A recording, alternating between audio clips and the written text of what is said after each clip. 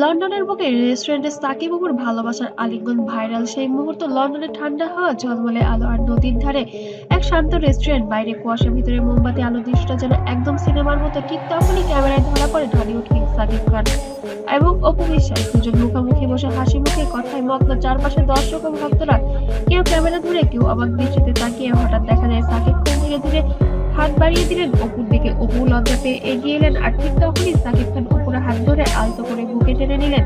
রেস্টুরেন্টের ভেতরে তখন এক মুহূর্ত জন্য নিস্তব্ধতা, মোমবাতি আলোয় ভেসে ওঠে তাদের মুখ, আর সেই আলিঙ্গনের দৃশ্য করতালিতে ফেটে পড়ে সবাই।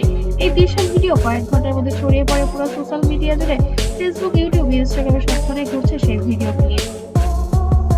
ভিডিওটি আপলোড হওয়ার 12 ঘন্টার মধ্যে ভিউ ছড়ায় প্রায় 1 কোটি, ট্রেন্ডিং এ উঠে আসে যে হ্যাশট্যাগ সাকিব অপু লাভ। এরপর দেখা যায় সাকিব খান অপুর জন্য নিয়ে এসেছেন এক ধোঁয়া ওঠা বিশেষ খাবার। স্টিমে মোড়া সেই ডিশ সামনে রাখতেই অপু বিশ্বাস অবাক হয়ে বলেন, তুমি এখনো মনে রাখতেছ আমি এগুলো পছন্দ করি? সাকিব খান হেসে বলেন, কেউ যদি সত্যি ভালোবাসে সে কিছুই ভুলে না। চারপাশে সবাই তখন চুপ, শুধু ব্যাকগ্রাউন্ডে বাজছে হালকা পিয়ানো টিউন। অপুর চোখে টিকটিক করে জল, আর সাকিব আলতো করে বলেন, চলো আর সব ভুলে শুধু হাসি। ভক্তরা পাগল পায়। একজন কমেন্টে লেখেন, এই দৃশ্য দেখে চোখে জল এসেছে, পুরনো ভালোবাসার গন্ধ পাচ্ছে। আরেকজন লিখেছেন, এই দুজন একসাথে থাকলে বাস্তবটাই সিনেমা হয়ে যাবে। তবে গুঞ্জন শোনা যাচ্ছে এবার সাকিব অপু একসাথে অভিনয় করবে এবং প্রিয়তমা টু ছবিতে আসবে তাদের দুজনের অভিনয়।